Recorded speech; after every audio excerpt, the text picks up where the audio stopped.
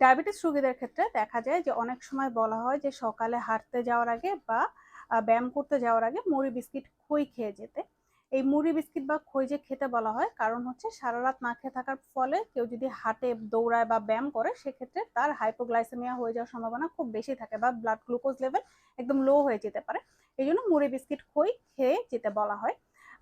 কেউ যদি 30 মিনিট এরকম কোনো একটা হাঁটা, দৌড়ানো বা ফিজিক্যাল অ্যাক্টিভিটি করে যেটা থেকে তার প্রচুর ঘাম ঝরে, এরপরে কিছুক্ষণ তার বসে পানি খেয়ে রেস্ট নিয়ে আবার কোনো একটা কার্বোহাইড্রেট কন্টেনিং খাবার বা তার যে গ্লুকোজ রিস্টোর হয় এরকম কোনো একটা খাবার খেয়ে পরবর্তীতে সে যদি আবার ব্যায়াম করতে চায় আবার ব্যায়াম করতে পারে। না হলে হচ্ছে তার হাইপো হয়ে যাওয়ার সম্ভাবনা খুব বেশি থাকে। এবং যারা নর্মাল সুস্থ মানুষ তাদের ক্ষেত্রেও কিন্তু বলা হয় যারা জিম করে বা জিম শেষে তারা এই যে টাইমটা জিম করছে এরপরে কিন্তু তারা একটা এনার্জি ড্রিঙ্কস খায় বা যে ড্রিঙ্কসটা খেলে তাদের একটু শক্তি রিস্টোর হতে পারে এরকম কিন্তু তারা কোনো খাবার খেয়ে থাকে। তাই যারা ডায়াবেটিস রোগী আছেন তারা অবশ্যই হচ্ছে খালি পেটে হাঁটবেন না, কিছু একটা খেয়ে হাঁটবেন। খালি পেটে যদি আপনি হাঁটেন, ব্যায়াম করেন বা দৌড়ান সেক্ষেত্রে আপনার হাইপোগ্লাইসেমিয়া হয়ে যাওয়ার সম্ভাবনা খুব বেশি থাকে।